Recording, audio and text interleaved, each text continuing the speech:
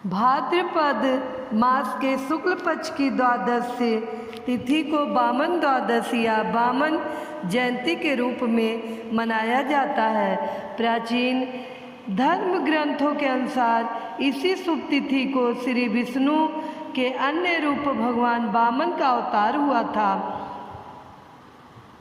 धार्मिक पुराणों तथा मान्यताओं के अनुसार भक्तों को इस दिन व्रत उपवास करके भगवान वामन की स्वर्ण प्रतिमा बनवाकर पंचोपचार सहित पूजा करनी चाहिए। ऐसा माना जाता है कि जो भक्ति श्रद्धा भक्ति पूर्वक इस दिन भगवान वामन की पूजा करते हैं उनके सभी कष्ट दूर होते हैं। पौराणिक पुराणों में लिखा है कि देव माता अदिति ने विष्णु जी की तपस्या की। उनकी तपस्या से प्रसन्न होकर विष्णु ने उन्हें वरदान दिया कि वे अदिति के पुत्र के रूप में जन्म लेकर देवताओं को राजा बलि के भय से मुक्त करेंगे। वामन अवतार की प्रामाणिक कथा। एक बार दैत्यराज बलि ने इंद्र को परास्त कर स्वर्ग पर अधिकार कर लिया। पराजित इंद्र की दयनीय स्थिति को देखकर उनकी माँ अदिति बहुत दुखी हुई।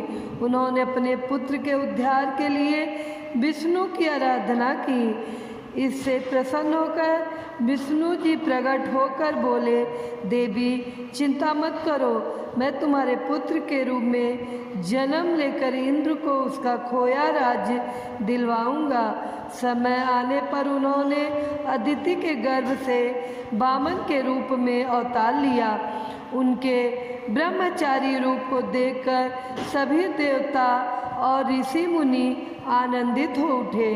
एक दिन उन्हें पता चला कि राजा बलि स्वर्ग पर अस्थायी अधिकार जमाने के लिए अश्वमेघ यज्ञ करा रहा है।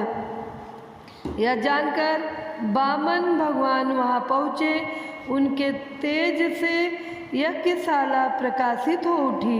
बलि ने उन्हें एक उत्तम आसन पर बिठाकर उनका सत्कार किया और अंत में उनसे भेंट मांगने के लिए कहा। इस पर वामन भगवान चुप रहे, लेकिन जब बलि उनके पीछे पड़ गया तो उन्होंने अपने कदमों के बराबर 3 पग भूमि भेंट में मांगी। बलि ने उनसे और अधिक मांगने का आग्रह किया, लेकिन वामन अपनी बात पर अड़े रहे। इस पर बलि ने हाथ में जल लेकर 3 पग भूमि देने का संकल्प ले लिया। संकल्प पूरा होते ही वामन का आकार बढ़ने लगा और वह वामन से विराट हो गए। उन्होंने एक पग से पृथ्वी और दूसरे से स्वर्ग को नाप लिया। तीसरे पग के लिए बलि ने अपना मस्तक आगे कर दिया। वह बोला, प्रभु संपत्ति का स्वामी संपत्ति से बड़ा होता है, इस तीसरा पग मेरे मस्तक पर रख दे।